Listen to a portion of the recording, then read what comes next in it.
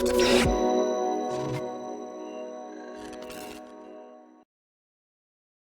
everybody. Adam Parks here with another episode of Receivables podcast. Today, I am here with my very good friend, Mellisa Massey, joining us from National Credit Adjusters to talk with us about the importance of debt sales in a creditor's recovery process. You know, debt sales is just one piece of the puzzle, but it's a mission critical piece of the puzzle, especially with the volume of charge-offs expected to rise, the amount of distress that consumers or financial distress that consumers are facing these days, and all of the changes to our macroeconomic economy. But Missy, thank you so much for joining us today and sharing your insights.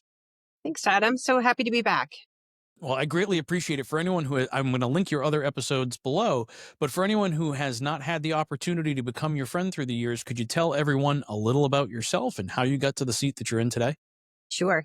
And I'll try to make this as short as possible. I started in recovery at a credit issuer 20 some years ago. And I learned everything I needed to know about the receivables management world in that position: agencies, law firm, bankruptcy, probate, and most importantly, asset sales. I've had a couple more stops along the way. I worked for a big debt buyer in Virginia, managing their external litigation network.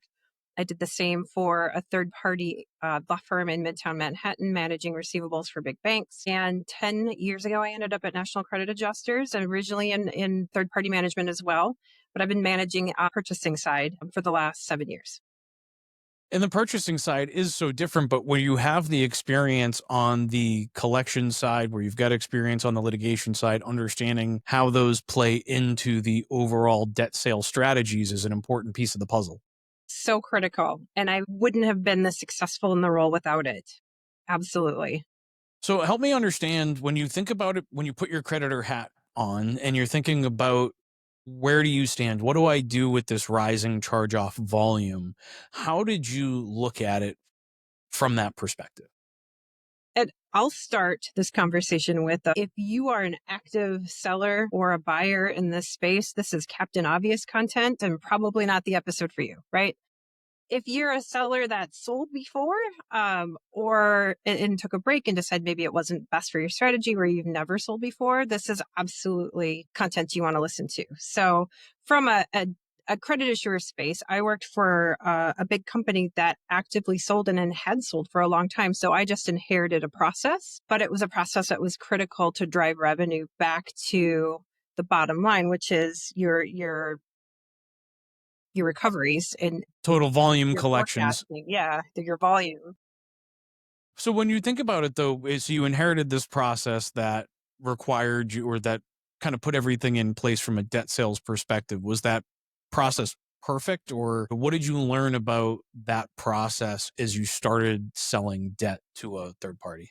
It's never perfect, right? It's a growing, living, breathing process. I think times change, regulations change, business partners change, strategies change. But at the time, we went from closed, sealed bids submitted through an email directly to us to an online public limited invitation. And I say public, you could see the other players. You didn't know who they were, but it was an open auction and it was timed. So we did a spectrum of strategies. We did forward flows, but it evolved quite a bit in my tenure based on the need. And listen, I went through the whole bankruptcy reform era. Mm-hmm. We're talking I lived through the 2007, 2008, 2009, 2010 era where charge-offs were plentiful and demand was low.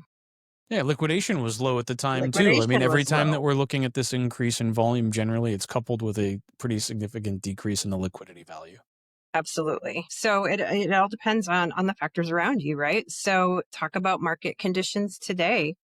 Yes, charge-off volumes are increasing, but consumer ability and consumer the liquidity of the receivables hasn't deteriorated, and there's a good demand for non-performing inventory. No, I think that there is a strong demand for the non-performing or charged off inventory. In the consulting that I've done for creditors in the past, I've always looked at how do you measure the value of this charged off asset? And I think having the three levers in front of you, do I sell it? Do I sue it? Do I collect it? And understanding how those three things are moving in the marketplace gives you a better visibility into, I'm going to call it the unknown. So those things that are outside of your control, the general consumer economic environment, the general economic environment for businesses. But as the external environment continues to change, being able to monitor those three different levers or those three different paths can help you to better understand the value of the underlying asset. Does that make sense?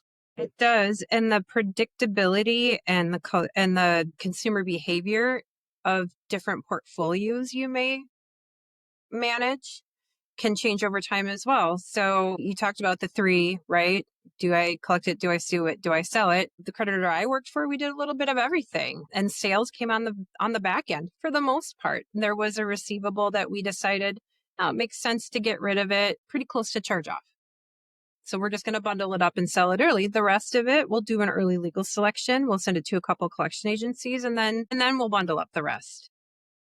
Well, it gives you a balance and an understanding of what the liquidity looks like through those three different channels. Because if you understand what the legal litigation capabilities are from a cash flow perspective or a liquidation perspective, and you understand what you can collect, then you can better understand if you're getting the right price at sale. Because you can look at the net present value of your accounts and start making some determinations between those three different channels. I mean, it's been my experience that having all three channels can be beneficial if you have the established infrastructure to manage the agencies and the law firms. But if you don't have that structure, if you don't have that infrastructure and staffing available to you, debt sales is probably the right option. Or if you don't want to maintain that infrastructure anymore, it can get burdensome. So, to a lot of credit issuers, there may be value in eliminating internal collection strategies for a good chunk of their non performing inventory and moving straight to a sales strategy, which lightens your load. And for an organization who maybe has not done debt sales before, so a creditor who is exploring their charge off options and maybe they've been sending it to an agency and a law firm to go work, which I think for those organizations that don't have a deep recovery department, that's actually a pretty feasible solution for them. 10, 15 years ago, they had these relationships and they were kind of managing it. What advice do you have to an organization that's currently in that position? They're dealing with this legacy relationships that are managing it, and they don't have true visibility into expected liquidations. You got to start somewhere, but I would absolutely recommend a test. So if you're nervous, okay, keep some of your current strategy, but Mhm. split the volume, chunk some of it out, and make sure it's a fair cut, right? We're not keeping the best and selling the worst. And some people do that. That's fine. But if you really want to get a good understanding of what the value of your receivable is and what the process would look like, okay, keep some of it and then entertain a selling relationship. I would tell people that the price point that they're going to get will be directly reflected by the quality of the asset that they put forward for sale. So, like you had said, if you just want to if you want to cream the top and you just want to sell, let's call it the bottom tranches, expect bottom tranche Right. pricing. Absolutely. You're not going to get fresh credit card major bank prices for a product that is not equal. Fair. And if you want to understand the value of your whole receivable, do a good randomized slice. So when you offer or when you suggest doing a randomized slice, are we talking about age brackets within a portfolio? How would you explain that to a creditor who's new to debt sales? So it would be keep or manage, maintain a similar age. So how many months has it been since charge off?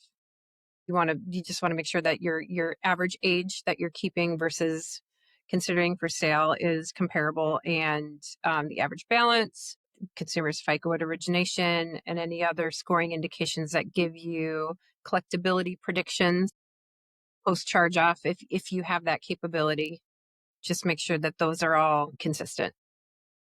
And for a creditor that wants to put a portfolio out for sale or wants to organize themselves in a pre-sale, let's call it time period, what advice do you have for them? What do they need to be preparing? What things do they really want to look at within their own organization before moving forward with a debt sale process?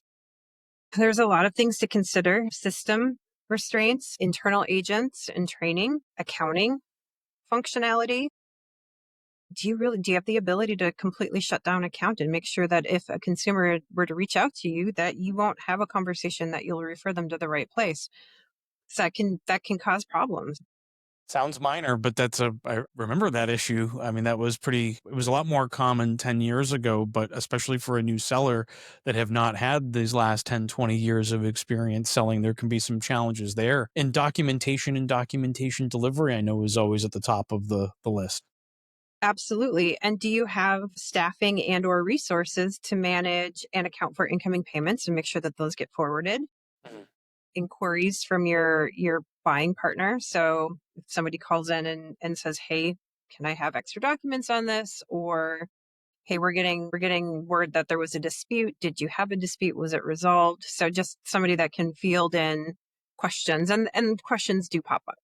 You'll definitely want to make sure that your buyer is able to service your accounts accordingly.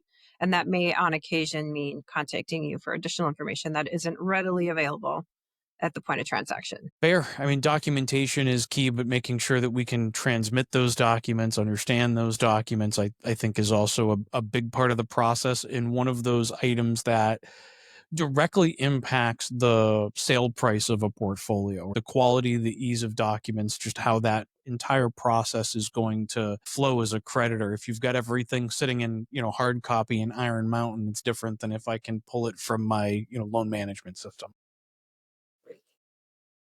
Very different worlds to be managing, and I think as you look at the different types of creditors that have evolved over time, having chain of title in hand, I think, is another one of those items that we want to make sure are clean, clear, and understood at the time of offering a portfolio for sale. Right. Good point. And if you're a fintech, and this was not the case when I was a seller, right? The chain of Mhm. title was an easy task to accomplish. But if there's a servicing relationship that's attached to an originating bank, and then there's investors that get involved, the ownership and transfer of each receivable from step to step absolutely has to be accounted for.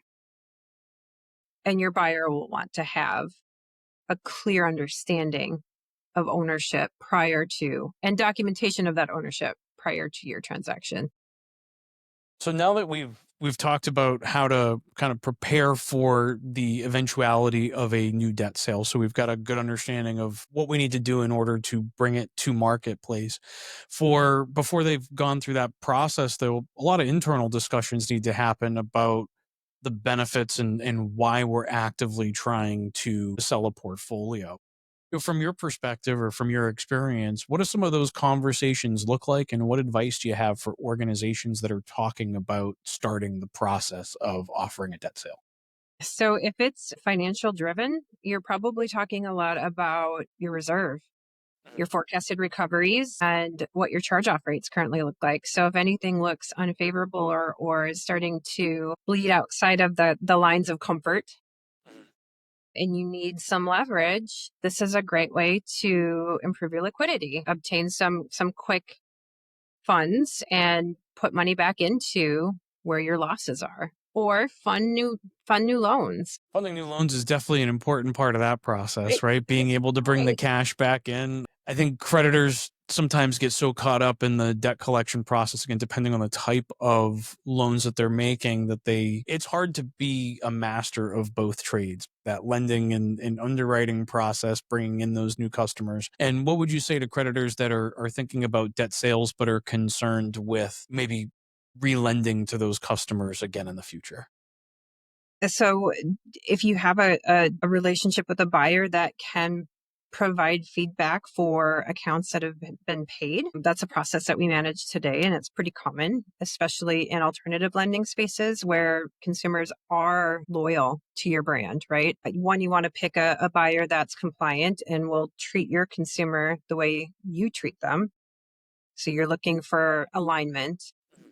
and customer relations and the ability to be compliant and treat everybody fairly and with respect, but then be nimble enough to provide ad hoc reporting and relay back items that you may need. And so for a debt buyer that's preparing to start going down this path, what should they be looking for in the right debt buyer partners? I'm going to say it depends on who you are as an originator and your size and what you're looking for specifically. There's a large spectrum of buyer partners that have different niche capacities, different capabilities, excel in different ways. If you're a very large creditor, obviously that needs the highest level of compliance and oversight. You're probably looking for a large buyer that does business with similar entities.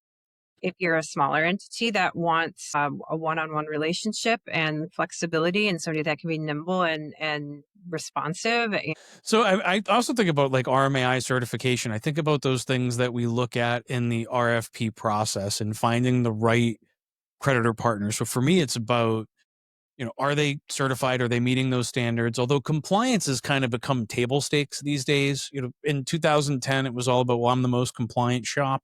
And now I think that is when we talk about compliance, that's kind of become the table stakes. It's an expectation, but for a new seller, I think it's an important thing for them to continue to evaluate what the expectations of the people around them are. I would also say from a criteria perspective, when we're looking at debt buyers, a lot of this comes down to really what's the funding type? How are they funding these purchases? What kind of post sale relationship am I going to be able to have to them? And what kind of resources is that debt buyer going to commit to managing the relationship between us? Because look, there's the post sale aspects that need to happen, right? The direct payments and other things that need to happen from a procedural standpoint, but it's also about those relationships because eventually something comes up, and it could be 2, 3, 4 years down the road before there's any kind of anything that really comes up. And having a good partner that you can communicate with, that you're comfortable with, and that you have a good relationship, I think smooths a lot of those processes out,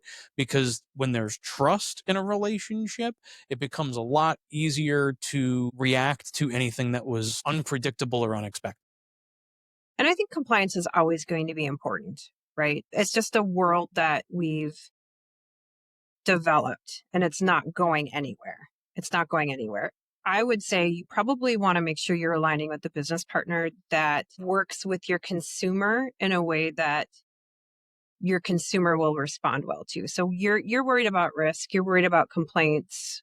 If you have a buyer that has heavy reliance on a third party network, there's going to be a lot of entities touching. There's going to be a lot of touch points. Our company doesn't do that, right? We have our own internal efforts. We have call centers, we do SMS and email, but at the end of the day, those touch points are primarily NCA driven. I think that makes a difference as well, especially from a collections perspective and the ability to manage that. And I would also tell creditors to look at organizations that can communicate in the ways in which the consumer has become accustomed. And if that means sending text messages, sending emails, if they originated this account online, they want to be communicated with online. So I don't want a partner who's just going to call them 800 times, because that's not going to be an effective methodology. And that is going to stick in the mind of that consumer when it's time for them to borrow again or to purchase a vehicle or whatever the case may be as they recover financially from whatever has impacted them. You want a buyer partner that's nimble and can adapt to your consumers' needs.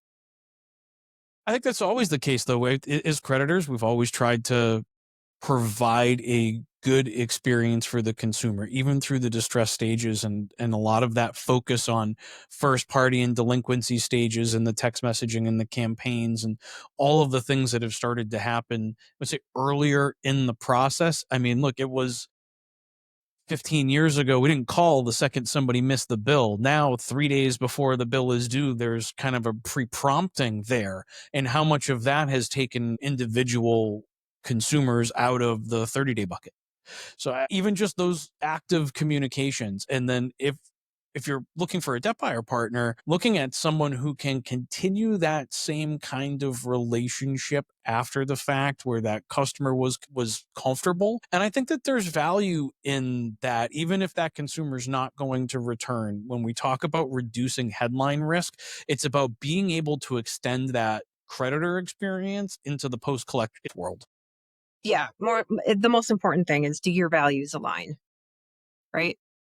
Isn't that the most important thing in everything, though? Every Yeah. relationship is like, do our values align? Because that common ground enables respect to be built, which enables trust to be built. And then over time, that just develops a stronger bond. I think that's also one of the reasons I've always been a fan of forward flow agreements, because when you can put those relationships, I don't want to say on autopilot, but when you have that recurring relationship, it's easier for both sides to make the appropriate resource commitments to ensure that that relationship continues forward. But now, as I say that out loud, I also realize that a creditor who's never sold before may not be familiar with a forward flow. Could you give us an explanation of forward flow agreements? Sure. In layman's terms, right? So a forward flow is an agreement or a contract that you enter into with your buyer, which allows you to cut your inventory at a set time. Usually it's every month at an agreed price for an agreed term. So the most common would be 12 months. So you come to a pricing agreement with your buying partner. You sign a contract and say, okay, every month for the next 12 months, we're going to cut our fresh charge offs or whatever inventory it is. Maybe it's first agency recalls. We'll build the file in the middle of the month. We'll close by the 30th. But for the next 12 months, it's just a fixed process.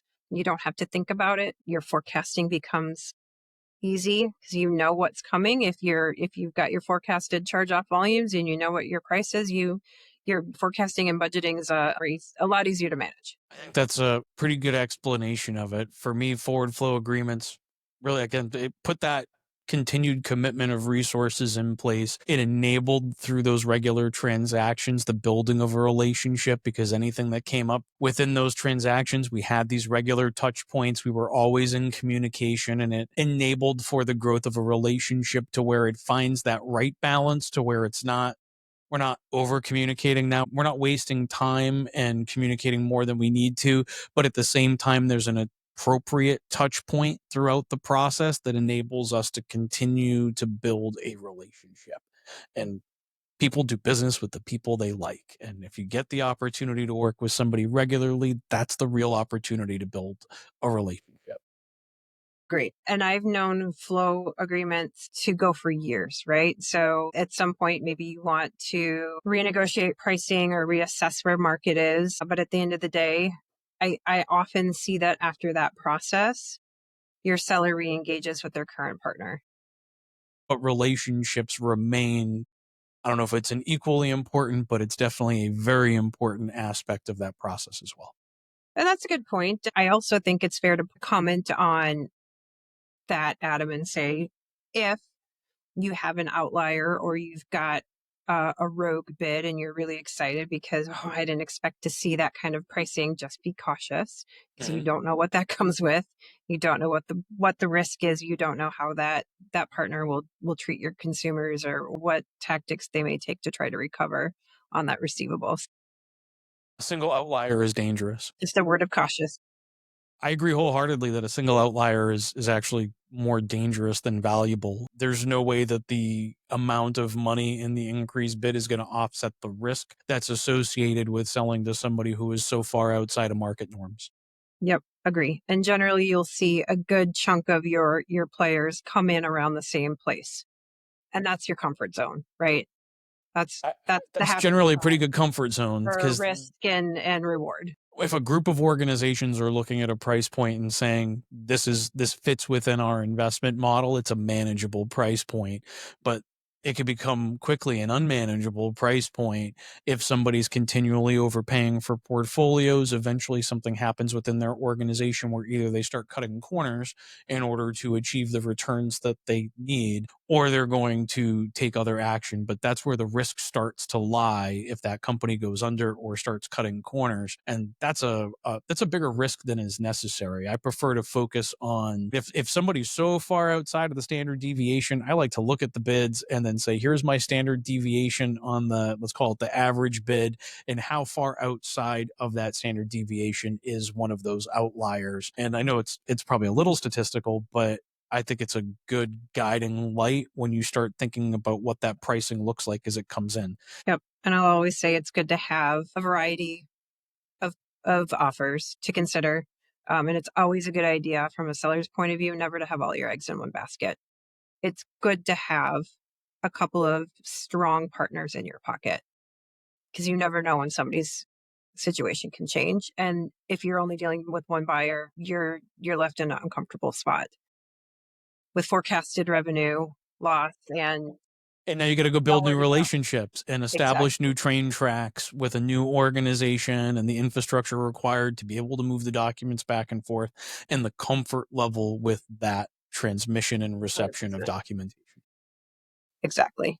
I know this was a little bit 101 today, Missy, but I really do appreciate you coming on and sharing some insights, because there is a segment of our audience that has not sold before, has not been through the process, and I want to continue to provide great content for a great industry. So I really do appreciate you coming on and sharing these insights today. It's a lot of fun, Adam. Always glad to be here. Well, we really do appreciate you. For those of you watching, if you have additional questions you'd like to ask Missy or myself, you can leave those in the comments on LinkedIn and YouTube, and we'll be responding to those. Or if you have additional topics you'd like to see us discuss, you can leave those in the comments below as well. And hopefully I can get Missy back at least one more time to help me continue to create great content for a great industry. But until next time, Missy, thank you so much. I really do appreciate all your insights today. Thank you. And thank you everybody for watching. We'll see you again soon.